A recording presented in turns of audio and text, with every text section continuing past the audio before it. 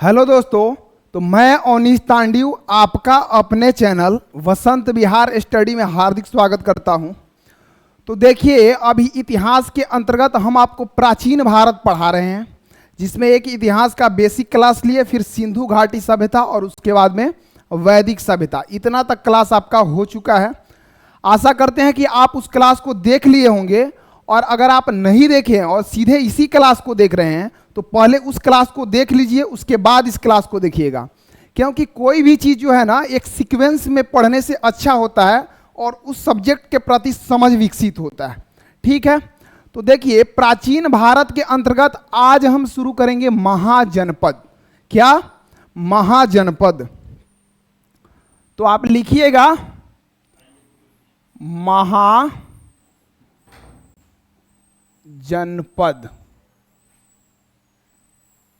ठीक है, अब देखिए, सबसे पहले ये हम आपसे पूछेंगे कि बताइए महाजनपद का वर्णन कहाँ है। आप महाजनपद के बारे में पढ़ रहे हैं तो कहीं ना कहीं इसका वर्णन तो हुआ होगा ना। तो देखिएगा, महाजनपद का जो आपका वर्णन है ना, महाजनपद का वर्णन, तो ये आपका है, दो किताब है। एक है बौद्ध धर्म से संबंधित किताब जिसका नाम है अंगुतर निकाय, ठीक, और एक है जैन धर्म से संबंधित किताब जिसका नाम है आपका भगवती सूत्र। तो महाजनपद का जो वर्णन है, बौद्ध धर्म से संबंधित किताब बौद्ध धर्म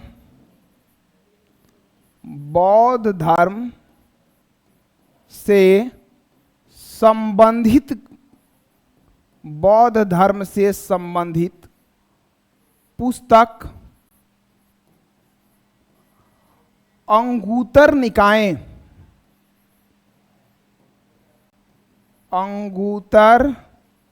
निकाय एवं जैन धर्म से संबंधित पुस्तक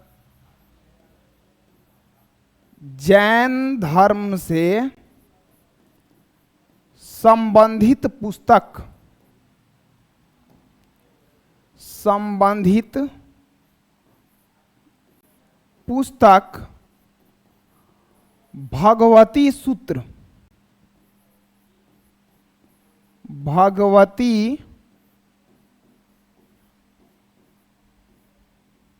सूत्र में 16 महाजनपद का 16 महाजनपद, ठीक है, 16 महाजनपद का वर्णन किया गया है।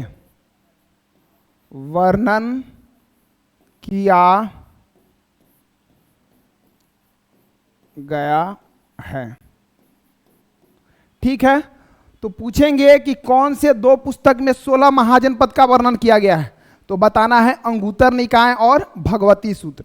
देखिए, अगर आपको ये कंफ्यूजन होगा कि अंगुतर निकाय किस धर्म से संबंधित है और भगवती सूत्र किस धर्म से संबंधित है, तो आप एक ट्रिक याद रखेंगे कि भगवती मेरी जान है। क्या?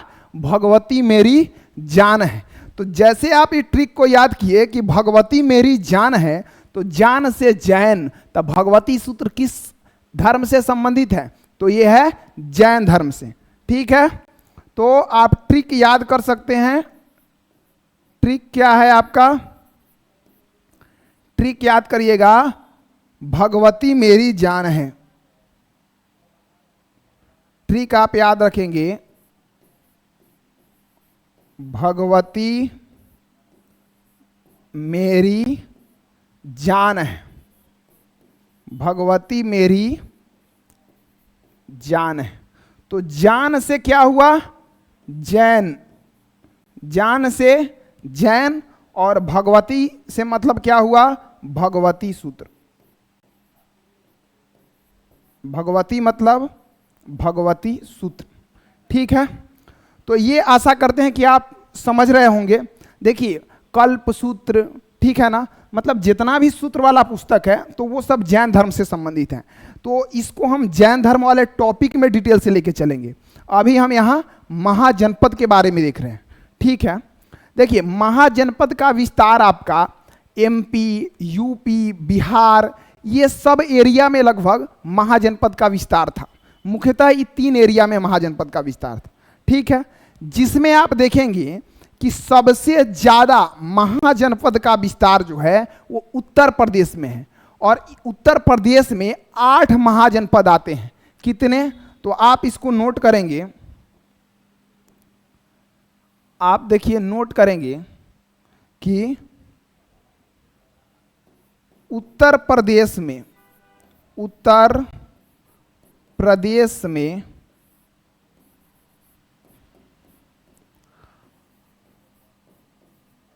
8 महाजनपद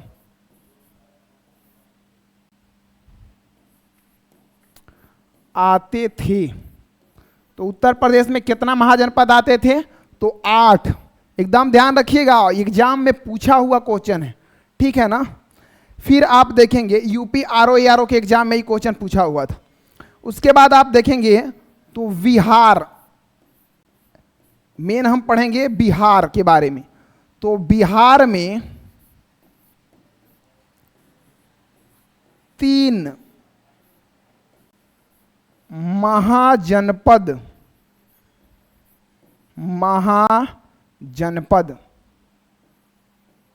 आते थे। उस समय बिहार में कितने महाजनपद आते थे? तो बिहार में 3, उत्तर प्रदेश में 8।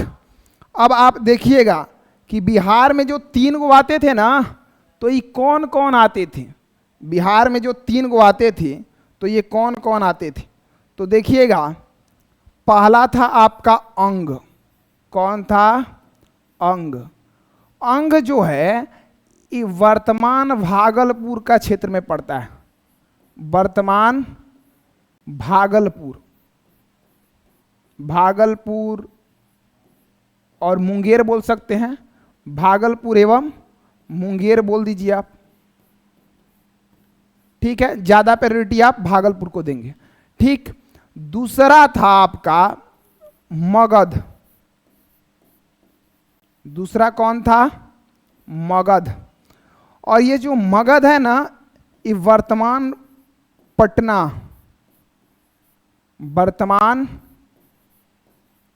पटना, इसको पाटलिपुत्रा बोला जाता था, ठीक है। नालंदा के साइड में भी इसका विस्तार था। तो वर्तमान अगर देखिए तो वर्तमान पटना में मगध का विस्तार था। और तीसरा जो है वो है आपका वजीज।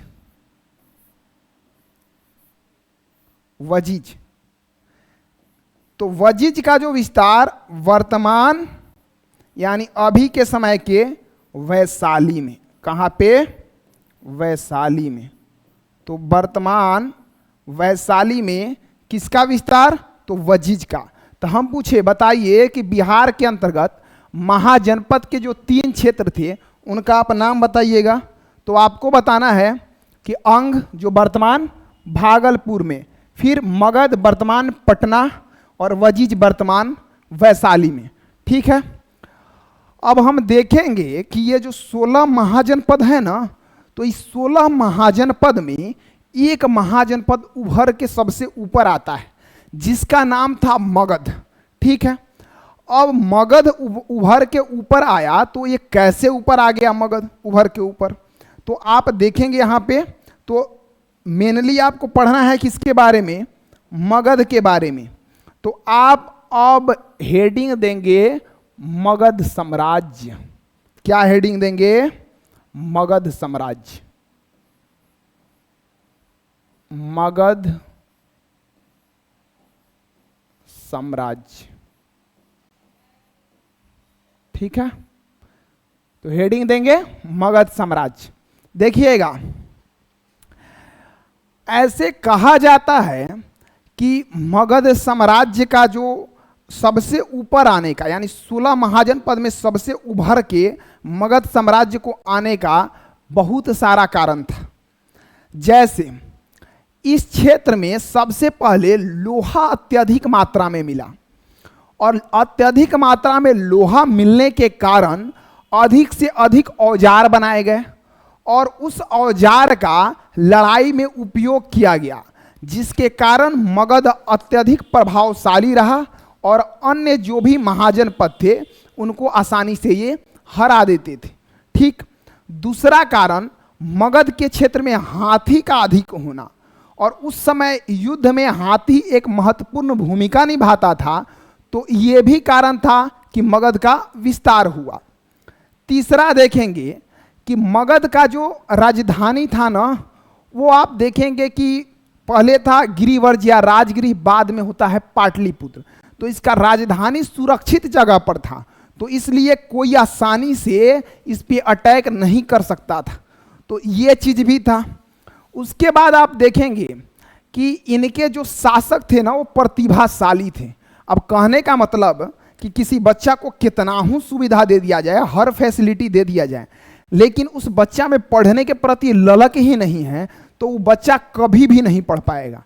लेकिन जिस बच्चा को सुविधा अगर नहीं भी दिया जाए और अगर वो मन में ठान ले कि हाँ हमको करना है, ठीक, तो वो किसी तरह कर ही लेगा। चाहे वो मजदूरी करे, चाहे वो कहीं काम कर रहा है, व्यापार कर रहा है, या पढ़ा के ही पढ़ रहा है, लेकिन वो किसी तरह कर लेगा। ठीक है ना। तो वही बात है कि मगध के जो शासक थे वो प्रतिभाशाली थे और उनका मुख्य उद्देश्य ही होता था कि अपने साम्राज्य का ज्यादा से ज्यादा विस्तार करना। तो इन सभी कारणों के चलते मगध साम्राज्य का विस्तार हुआ और 16 महाजनपद में सबसे ऊपर जो उभर के आया वो मगध साम्राज्य था। ठीक है। अब देखिए हम पूछेंगे कि बताइए कि मगध साम्राज्य का संस्थापक कौन था। मगध साम्राज्य का संस्थापक कौन था। तो देखिए ऐसे आपको बताना है कि मगध साम्राज्य का जो संस्थापक था, संस्थापक, तो मेनली अगर कहा जाए ना तो ऐसे बोल दिया जाता है कि इसका संस्थापक एक राजा था जिसका नाम बृहद्रथ था। ठीक है। इसका संस्थापक एक राजा था जिसका नाम बृहद्रथ था और इसके नाम पे इसे बृहद्रथ वंश भी कह सकते हैं।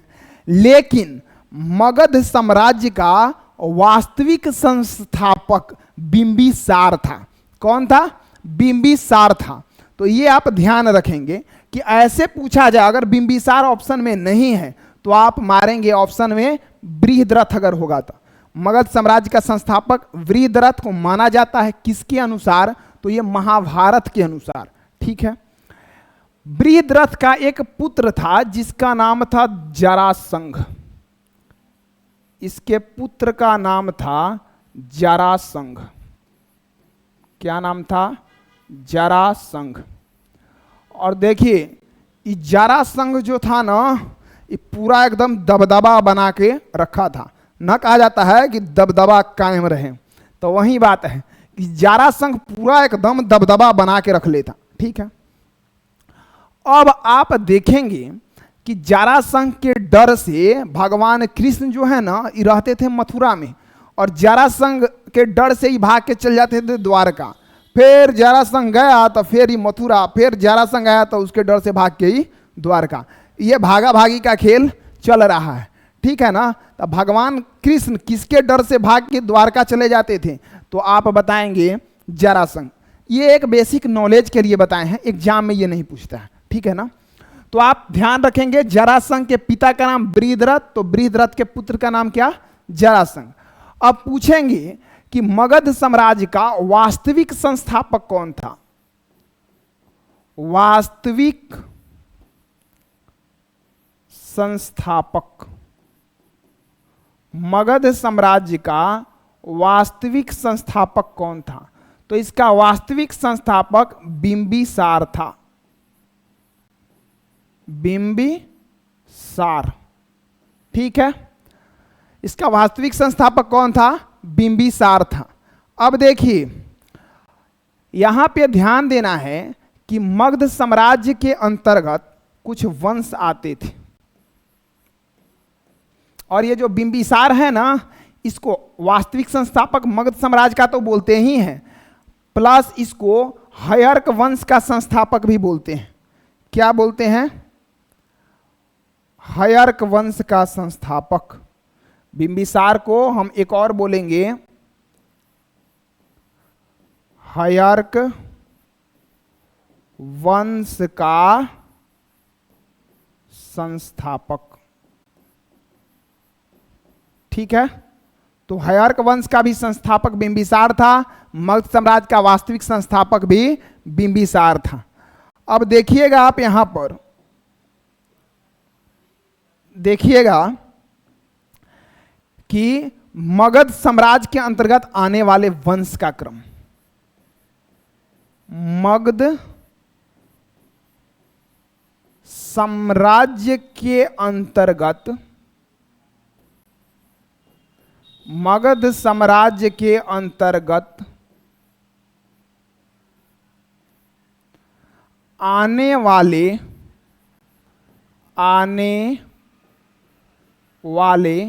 वंश का क्रम, वंश का क्रम। मगध साम्राज्य के अंतर्गत आने वाले वंश का क्रम। तो देखिए, एक हम आपको ट्रिक बता रहे हैं और ये ट्रिक को आपको याद रखना है। मगध साम्राज्य के अंतर्गत आने वाले वंश का क्रम। तो देखिए, ध्यान से सुनिएगा। ट्रिक है हसीन मासुका शतावली। क्या ट्रिक है? हसीन मासुका शतावली। देखते नहीं है, जो लड़की खूब सुंदर हो, स्मार्ट हो, तो बहुत भाव खाती है कि नहीं? तो यह बात है। आ जौन ऐसे स्मार्ट ना हो तो ज्यादा भाव नहीं खाती है। ठीक, तो यह बात है कि हसीन मासुका शतावली, जल्दी हाथ में ना आवली। ठीक, देखिए ये ऐसे हम आपको बोले हैं, लेकिन ट्रिक याद रखना है, हसीन मासुका शतावली। तो देखिए, सबसे पहले आप ट्रिक लिखेंगे। ट्रिक क्या लिखेंगे? हसीन, ट्रिक आप लिखेंगे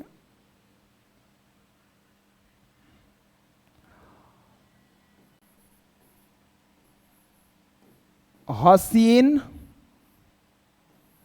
मासुका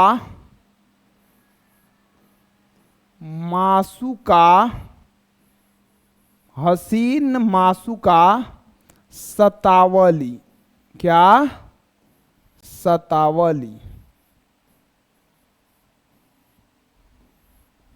अब देखिए, तो यहां आप देखेंगे ह से होगा हयर्क वंश, ह से हयर्क वंश। ठीक है, दूसरा आप देखेंगे, ये तो ह से हयर्क वंश।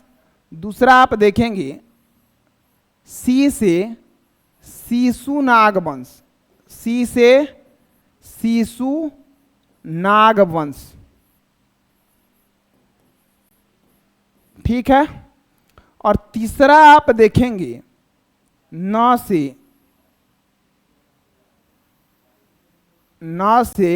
नंद वंश। न से क्या होगा? नंद वंश।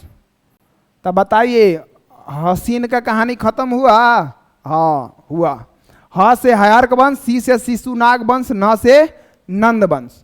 उसके बाद में आइए माँ, तो माँ से होगा मौर्य वंश। कौन सा वंश?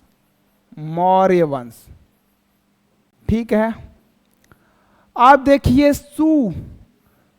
ठीक है, तो देखिए सु से होगा आपका शुंग वंश। कौन सा वंश? शुंग वंश। तो हसीन का हो गया मा सु, और अब आया का। तो देखिए का से क्या होगा? का से होगा कण्व वंश। कौन सा वंश? कण्व वंश। ठीक है, तो अब हसीनों का काम खत्म हो गया, अब मासुका का भी काम खत्म हो गया। अभी का करली? तो शतावली। तो शताव से सातवाहन वंश। कौन सा वंश? सातवाहन वंश।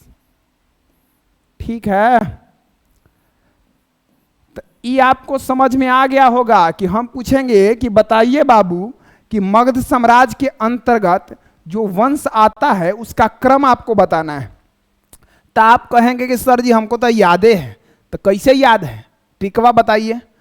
तो हसीन मासुका सतावली, ह से हयर्क वंश, सी से शिशुनाग वंश, न से नंद वंश। फिर मासुका, मा से मौर्य वंश, सु से सुंग वंश और क से कनो वंश और सतावली से सातवाहन वंश। तो आशा करते हैं ये आपको समझ में आ गया होगा। ठीक है, अब देखिए तो इस सब में सबसे पहले क्या आ रहा है, ह से हयर्क वंश। तो हम पढ़ेंगे सबसे पहले हयर्क वंश के बारे में। ठीक है, तो हम क्या पढ़ेंगे, हयर्क वंश के बारे में। तो आप लिखेंगे हयर्क वंश। हयर्क को हर्यक वंश भी बोला जाता है, तो इसमें कंफ्यूज नहीं होना है कि सर जी हयर्क हयर्क कर रहे हैं, हर्यक होता है, तो इनमें कंफ्यूज नहीं होना है। ठीक है ना। अब देखिए यहां पे हयर्क या हर्यक वंश बोलिए, जो भी बोलिए,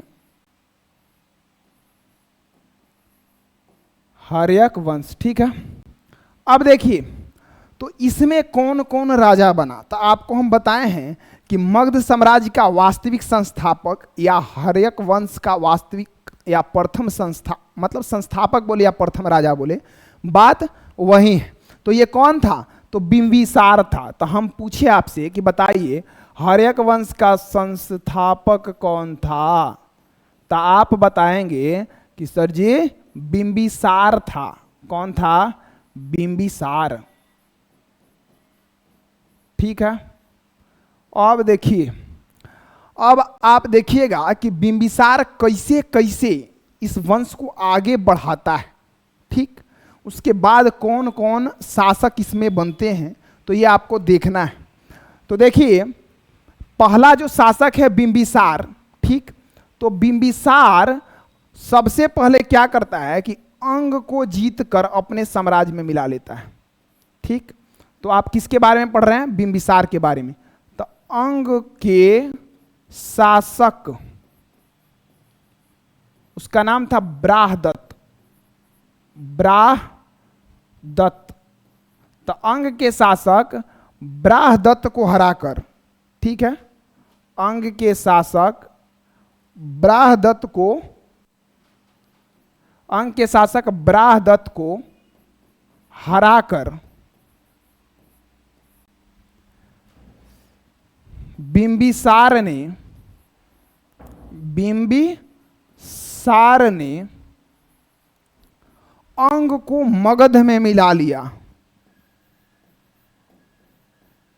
अंग को मगध साम्राज्य है ना जिसके अंतर्गत यह हर्यक वंश आ रहा है, तो अंग को मगध में मिला लिया था, मिला लिया था। तो पहला काम तो ये किया। उसके बाद देखेंगे कि इसके समय में राजधानी जो था, राजधानी, तो राजधानी आपका कहाँ था, तो ध्यान रखेंगे राजधानी था गिरिब्रज। बोलिए गिरिब्रज या राजगृह। तो राजधानी कहाँ था, गिरिब्रज या राजगृह। ठीक है, उसके बाद देखिएगा क्या होता है ना कि सोचता है कि काहे नहीं हम शादी ब्याह करें। अब शादी ब्याह करेंगे, जो बड़का बड़का क्षेत्र है उन्हें से शादी ब्याह अगर कर लेंगे तो संबंध अच्छा हो जाएगा। अब मान लिए कि हमारा ससुराल के, अब मान लिए कि कहीं कोई एरिया बहुत बड़ा है, चाहे कहीं के शासक बहुत बड़े हैं और उनके बेटी को आप पटा लिए और उनसे ब्याह कर लिए, मतलब प्रेम के माध्यम से। अब मान लिए ऐसे शासक अर्जी हुआ नहीं, तो क्या होगा, आप कोशिश करेंगे प्रेम करके, आप क्या किए कि फिर उससे शादी कर लिए, तो अब उस राज्य का शासक अटैक करेगा हो अपने दामाद पे, नहीं करेगा। सीधा सीधा बात है। तब बिंबिसार के दिमाग में ही आया कि काहे नहीं शादी ब्याह किया जाए और शादी ब्याह करके अपना स्थिति मजबूत किया जाए। तो ये करता है 3 गो ब्याह। कै गो ब्याह करता है, 3 गो। तो देखिएगा कौन कौन ब्याह करता है। हम पूछेंगे कि बिंबिसार जो है ये कै गो विवाह किया था, तो ये किया था आपका 3 गो विवाह। बिंबिसार जो विवाह किया था 3 गो किया था। पहला जो विवाह है तो ये है कौशल नरेश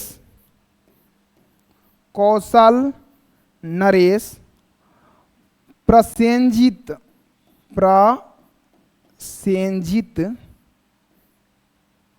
की बहन महाकोसला से।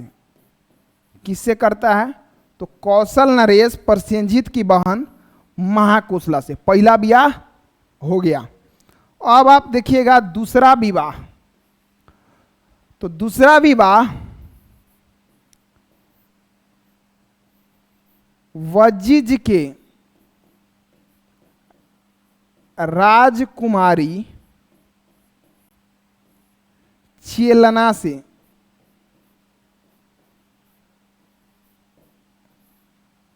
किससे करता है?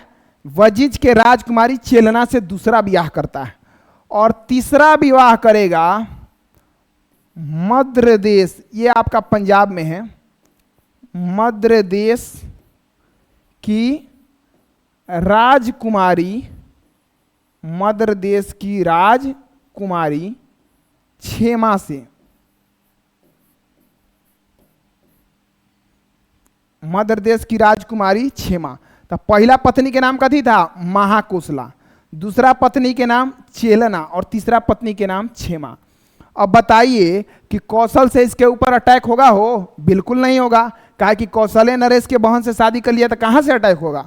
फिर हम कहेंगे वजिज से अटैक होगा, तो आप कहेंगे बिल्कुल नहीं होगा सर, क्योंकि जब वजिज के राजकुमारी से ही शादी कर ले रहा है तो अटैक होने का कोई संभावना दूर दूर तक नहीं है। उसके बाद में देखेंगे कि मध्य देश की राजकुमारी क्षेमा से भी शादी कर लेता है। इस तरह से इसका संबंध भी अच्छा खासा मजबूत हो जाता है। ठीक है, उसके बाद में आप देखिएगा कि क्या होता है कि जब ये पहला विवाह किया था ना, पहला विवाह किया था महाकोसला से, तो यहां दहेज के रूप में इसको काशी मिलता है। क्या मिलता है? काशी। तो यहां से इसको दहेज में कथी मिला था? दहेज में काशी मिला। ठीक, दहेज में क्या मिला? काशी मिला।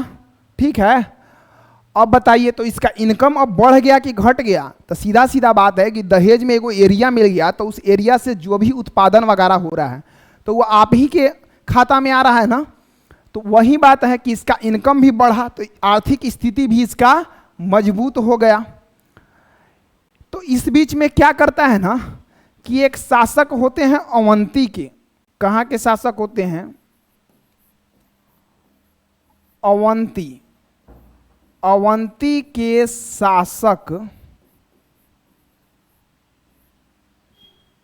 चंद्रप्रद्योत।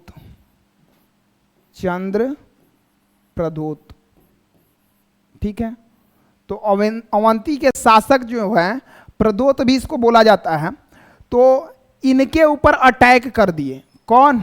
बिंबिसार। और इनके ऊपर जब ये अटैक करते हैं तो अवंती भी उस समय में मजबूत स्थिति में होता है। तो युद्ध का कोई निष्कर्ष नहीं निकलता है और अंततः ये लोग विचार करता है कि अब हम लोग दोस्ती ही कर लिया जाए। ठीक है, तो आपको याद रखना है कि अवंती के ऊपर मगध अटैक किया था, लेकिन जीता कोई नहीं और अंततः दोनों शासक में मैत्रीपूर्ण स्वभाव स्थापित हो गया। फिर क्या होता है ना कि अवंती के शासक चंद्रप्रद्योत पांडु रोग से ग्रसित होते हैं।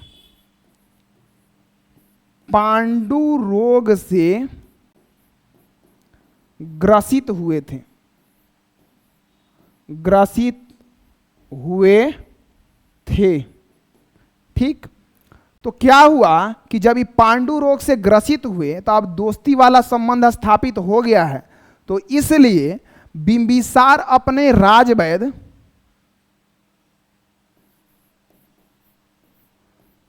उसी समय बिंबिसार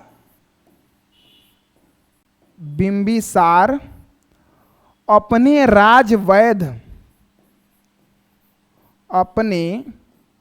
राजवैद्य जीवक को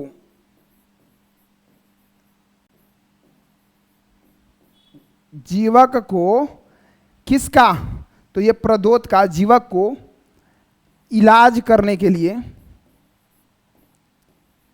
इलाज करने के लिए अवंती भेजा था, अवंती भेजा था। ठीक है, देखिए इसी समय में बौद्ध धर्म भी धीरे धीरे ऊंचाई प्राप्त कर रहा था। तो एक समय में बौद्ध धर्म के जो संस्थापक है गौतम बुद्ध, तो उनके उपचार के लिए भी राजवैद्य जीवक को बिंबिसार ने भेजा था। तो ये भी आप ध्यान रखेंगे। तो इससे क्या सीखने को मिलता है कि हम पूछे कि बताइए बिंबिसार किस धर्म को फॉलो कर रहा होगा, तो ये बौद्ध धर्म को फॉलो कर रहा होगा। ठीक है ना। तो बिंबिसार किस धर्म को मानता था, तब बिंबिसार बौद्ध धर्म को मानता था। ठीक है, बिंबिसार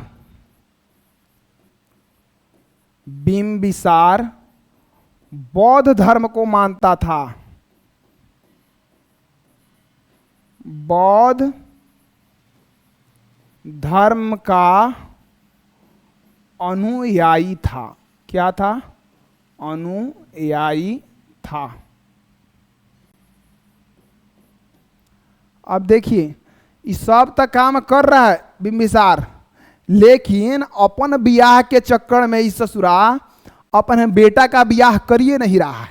ठीक, उसको अब मान लिए कि सबका मन करता है ना, अब मान लिए कि किसी को आप एक रसगुल्ला खिया है, बाकी सब नाश्ता आया और एक रसगुल्ला उसको खिया दिए, तो उसका क्या इच्छा होगा, अगर अच्छा लगा तो सोचेगा ना कि और खाएं। ठीक है ना। तो वह बात है कि जब एक प्रांत इसको दिया गया, किसको, अजात शत्रु को, तो इस सोचा कि एक प्रांत का जब जिम्मेदारी मिल रहा है तो लोग इतना आदर स्वागत कर रहे हैं, तो अगर पूरा मगध का शासक हम ही होंगे तो कितना मजा आएगा, समझे। और बाप ब्याहो नहीं कर रहा है तो बेटा इरिटेट हो रहा है कि उम्र बढ़ते जा रहा है, अब बाप अभी तक जिंदे है, इतना दिन से शासन कर रहा है, तो हम राजा कब बनेंगे, हमर ब्याह कब होगा। ठीक, अब यही चक्कर में क्या करता है कि अजात शत्रु अपने बाप बिंबिसार का हत्या करवा देता है। क्या करता है, हत्या करवा देता है। अब जब ये अपने बाप बिंबिसार का हत्या करवा देता है, तो जो पहला ब्याह किया था ना बिंबिसार, कहवा बताइए जल्दी, तो पहला ब्याह जो किया था जिसमें काशी दहेज में मिला था, कौशल में, तो कौशल के जो राजा हैं प्रसेनजीत, वो कहते हैं कि हम तो दहेज अपना दामाद के दिए थे, हम तो तुमको दहेज दिए नहीं थे, और तुम जब हमारे दमादे को मार दिया तो हम काशी तुमको नहीं देंगे, हम अपना काशी ले लेते हैं। कौन, अजात शत्रु से कौन बोला, प्रसेनजीत बोले। तो आप देखिए हेडिंग दे देंगे अब अजात शत्रु, क्या हेडिंग देंगे आप, अजात शत्रु।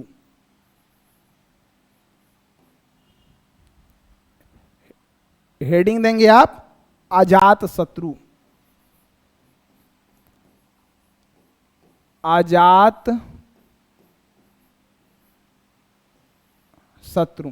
ठीक है, देखिए तो अजात शत्रु किसका हत्या करके शासक बना, तो हत्या किया था बिंबिसार का। पहले आप कहानी समझिए, उसके बाद हम लिखवा देंगे। तो देखिए अब एकर ब्याह नहीं करवा रहा है इसका बाप।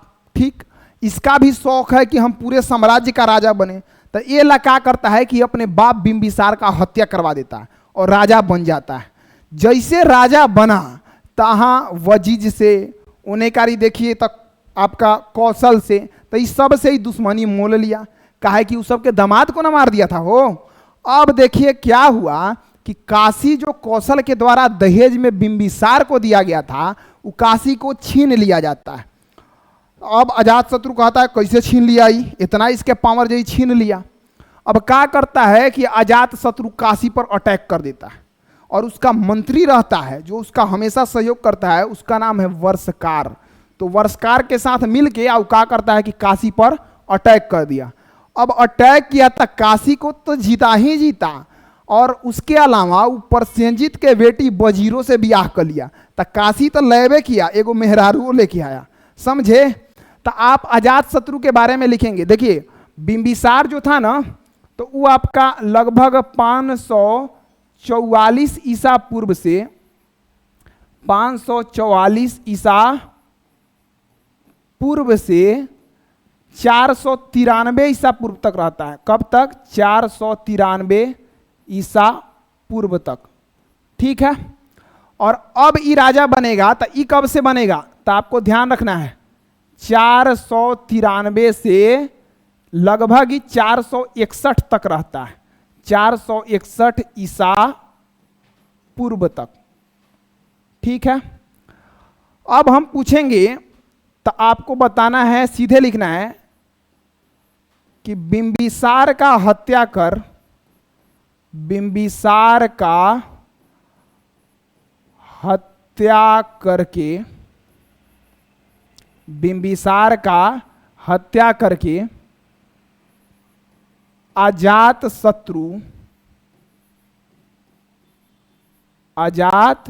शत्रु मगध साम्राज्य, हर्क वंश भी लिख सकते हैं, मगध साम्राज्य का अगला शासक बना, का अगला शासक बना था, शासक बना था।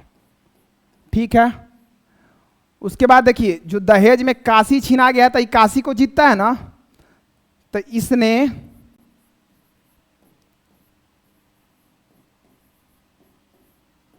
काशी पर आक्रमण किया,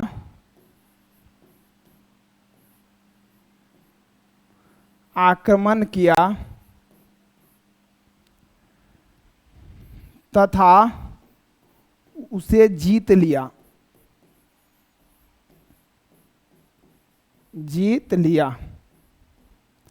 साथ ही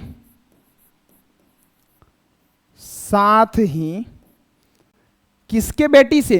तो प्रसेनजित के पुत्री, प्रसेनजित के पुत्री वजीरा, प्रसेनजित के पुत्री वजीरा से विवाह कर लिया, विवाह कर लिया था। ठीक है। तो इतना आप ध्यान में रखेंगे। अब क्या होता है ना, वजीर इस पे अटैक करने का सोच रहा है कि अब हम क्या करेंगे कि अजात शत्रुआ पर अटैक करेंगे। ई ससुरा पूरा तहलका मचैले है। बताओ, पहले दामाद के मार दिया, उन्हें काशी को जीत लिया, उल्टे में अपना बहिने लगेगी ना, अब मामा की बेटी तो बहिने लगेगी, उल्टे में उससे ब्याह कर लिया, ना छोड़ेंगे इसको। ठीक। अब अजात शत्रु को पता लग जाता है। अब क्या होता है कि अजात शत्रु अपने मंत्री वर्षकार को वजीज में भेज रहा है और कह रहा है कि जाओ वहां जितना शिकायत हमार हो उतना शिकायत करो। ठीक। काहे कि आपका जो दुश्मन है उसके बारे में अगर आपका शिकायत किया जा रहा है ना, तो उसको मजा आएगा सुनने में, समझ रहे हैं ना, तो उसको मजा आएगा।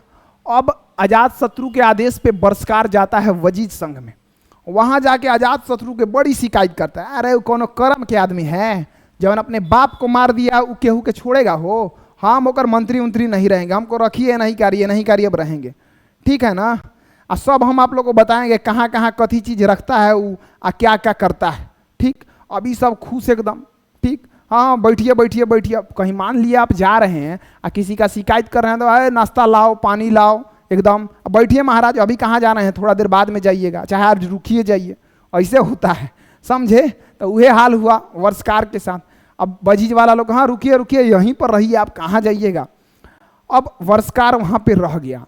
अब जब वर्षकार रह गया, कोई किसी के घर पे अगर रह गया 1 महीना 2 महीना, तो वो तो जान ही जाएगा ना कहाँ सामान कहाँ रखाया है, कौन सामान को कहाँ रखा गया है, इनका कहाँ कहाँ जमीन है। ठीक। सब चीज़ उसके बारे में तो वो आदमी जान ही जाएगा। तो वैसा ही वर्षकार हर चीज़ जान गया। अब देखिए, जैसे मान लीजिए कि आपके घर में कोनो आदमी आया घूमने, उसके साथे जो आदमी आया वो मान लीजिए कि चोर था। ठीक। अब वो आया, आप रूम दिखा रहे हैं एकदम कि हाँ देखिए हमारा हई रूम है, हाई रूम में हम पढ़ते उठते हैं, हाई रूम में है कि इसमें बाकस पेटी रखाया है। अब वो देख लिया कि हाँ यही रूम में बाकस पेटी रखाया है, यानी माल पताई जो होगा वो यही रूमों में होगा। तो जब वो चोरी करने आएगा तो उसको सुविधा हुआ कि नहीं, बताइए आप। उसको पता है ना कि हेने हेने अटैक नहीं करना है, हेने ही अटैक करना है, तो आराम से कम टाइम लगेगा, डायरेक्ट वही रूम में घुसेगा, ताला तुरेगा, सामान निकालेगा, 9 2 11। समझ रहे हैं? वैसा ही देखिए, आप तैयारी भी कर रहे हैं तो टीचर आपको बताता है कि क्या चीज़ पढ़ना है और क्या चीज़ नहीं पढ़ना है। ठीक, तो आपको सुविधा होता है कि क्या चीज़ नहीं पढ़ना है उसको छांट देते हैं और जो पढ़ना है वही पढ़ते हैं। और ऐसे पढ़ते हैं तो पता नहीं चलता है, फिर दिमाग कन्फ्यूज हो जाता है। ठीक, तो वही बात है कि बरस्कार जब वहाँ रहा ना तो वो हर चीज़ के बारे में पता लगा लिया कि हाँ कौन चीज़ कहाँ रखा रहा है, अस्त्र शस्त्र कहाँ रखा रहा है, घोड़ा जो है रखने वाला अस्तबल जो है वो कहाँ है, ठीक, खदान कहाँ है इनका, तो ये सब का पता लगा लिया। अब एक दिन रात में, अनहरिया रात में बरस्कार वहाँ से गायब, अब पहुँच गया अजात शत्रु का लगे। तब तक अजात शत्रु 2 हथियार तैयार करवाया था, एक का नाम था रथ मूसल और एक का नाम था महाशिला कंटक। ठीक, और देखे हैं बाहुबली फिल्मों में ये पत्थरवा के गोलवा लेके औजारवा से फेंकता है एकदम जोर से। ठीक है, तो वह चीज है कि वो जो है ना वो है आपका क्या, महाशिला कंटक। समझे? तो यही सबसे पहले हम पूछे तो आपको लिखना है कि वजिज के विरुद्ध, वजिज के विरुद्ध, वजिज के विरुद्ध, वजिज के विरुद्ध अजात शत्रु ने, अजात शत्रु ने अपने मंत्री वर्षकार की सहायता से, वर्षकार की सहायता से, चाहे वर्षकार के सहायता से लिख सकते हैं, अपने मंत्री वर्षकार के, अपने मंत्री वर्षकार के सहायता से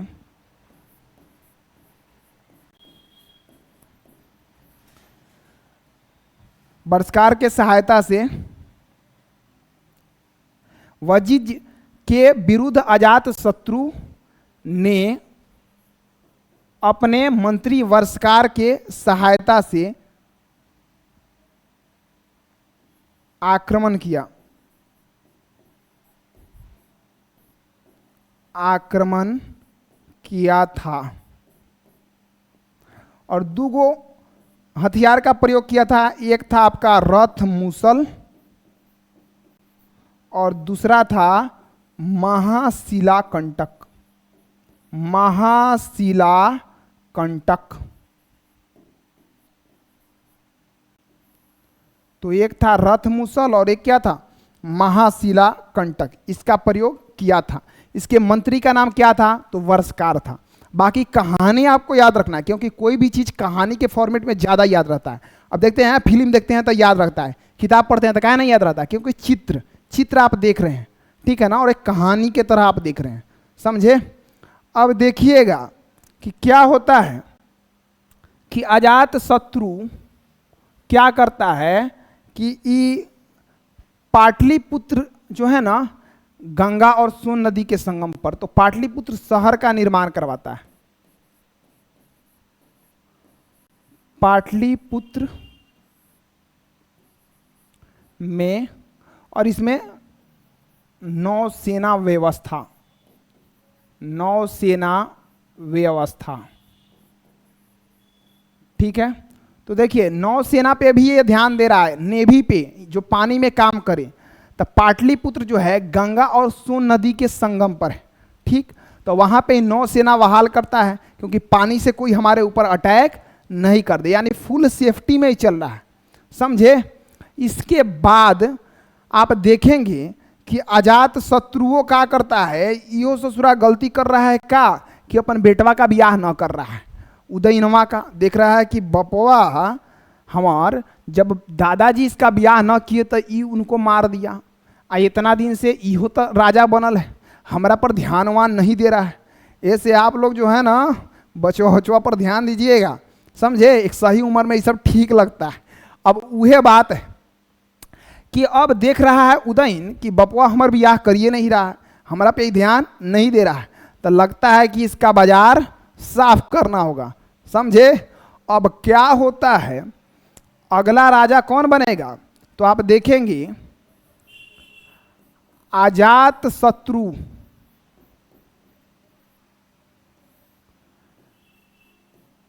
का हत्या उसके पुत्र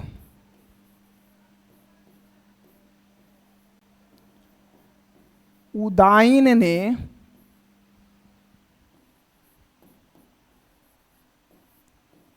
किया था।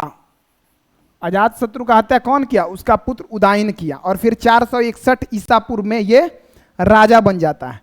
तो अब आप क्या लिखेंगे, उदाइन, ठीक है। अगला हेडिंग क्या देंगे आप, उदाइन। देखिए एक कहावत नहीं है कि जस करनी तस भरनी, ठीक है। अब अजात शत्रु अपने बाप को मारा, तो यहां उदाइन भी अजात शत्रु को मार रहा है, समझे। ये भी उसका हत्या किया। तो यही से कहा जाता है कि जैसा कीजिएगा वैसे पाइएगा। तो इसलिए कोई भी काम कीजिए अच्छा से कीजिए, ठीक है ना। और हम पूछेंगे कि बताइए ये जो अजात शत्रु है ना जिसका हत्या उदाइन करता है, तो अजात शत्रु के समय में एक चीज आप ध्यान रखेंगे, यहां पे आप ध्यान रखेंगे कि अजात शत्रु के समय में ही प्रथम बौद्ध संगीति हुआ था। ये चीज आप नोट कर लेंगे, अभी इसको मिटका देंगे आप,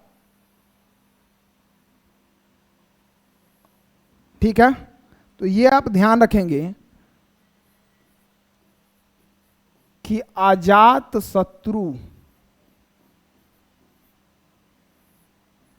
के शासन काल में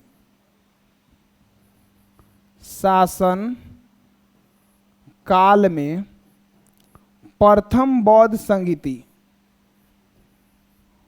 प्रथम बौद्ध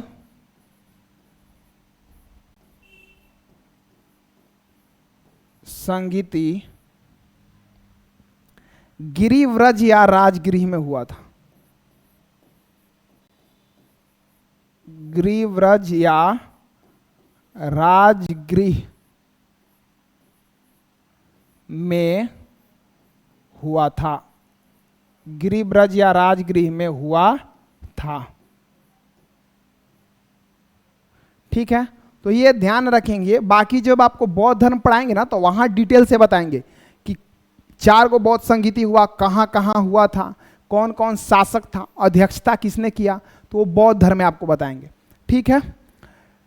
तो फिर अब आप देखेंगे कि इसके बाद में शासक कौन बन गया था, तो इसके बाद में आपका शासक अब बन गया उदाइन, ठीक है। अब उदाइन जो शासक बना ना, तो इसके बारे में एक ही चीज ध्यान रखिएगा, क्या, तो जो उदाइन था, ये उदाइन पाटलिपुत्र का स्थापना किसने किया था, पाटलिपुत्र का स्थापना, ठीक है।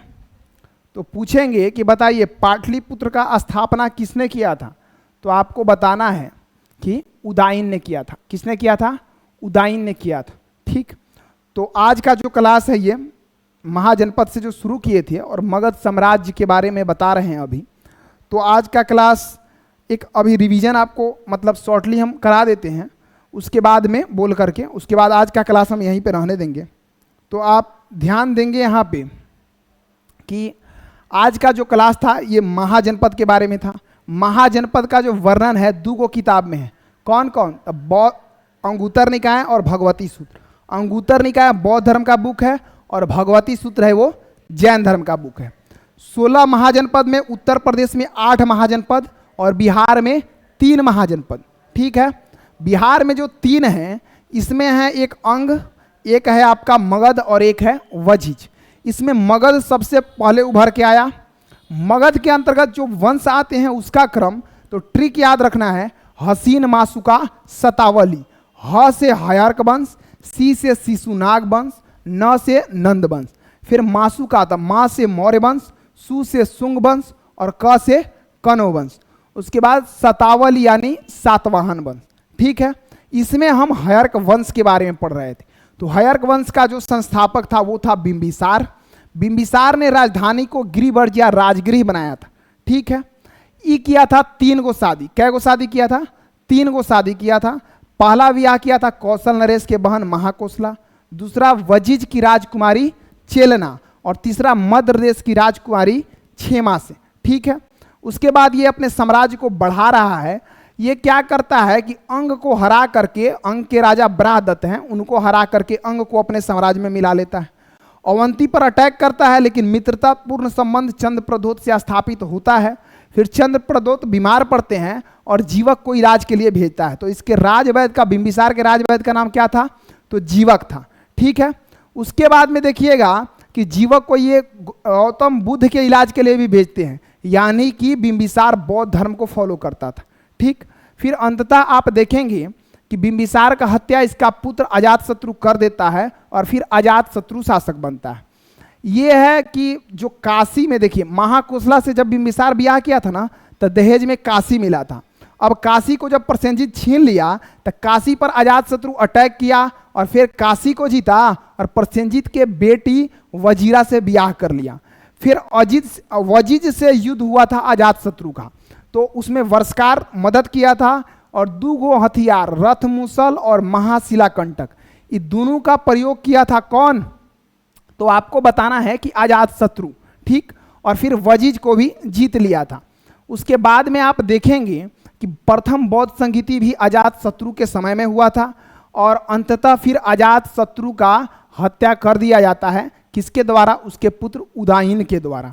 और फिर यहाँ पे जो है आपका महाजनपद वाला जो फर्स्ट क्लास है, जिसके अंतर्गत हम मगध साम्राज्य पढ़ा रहे थे, तो ये आपका समाप्त होता है। आपको रिकॉल भी करा दिए हैं, तो आशा करते हैं कि आपको क्लास समझ में आया होगा। अगर क्लास समझ में आया तो आप वीडियो को ज़्यादा से ज़्यादा शेयर करेंगे ताकि ज़्यादा से ज़्यादा बच्चा पढ़ पाए। समझ रहे हैं ना? तो चलिए ठीक है, अब अगला क्लास जो होगा वो हयर्क वंश हो गया, तो शिशुनाग वंश के बारे में होगा। तो आज का क्लास हम इतना ही रहने देते हैं। ठीक है, धन्यवाद।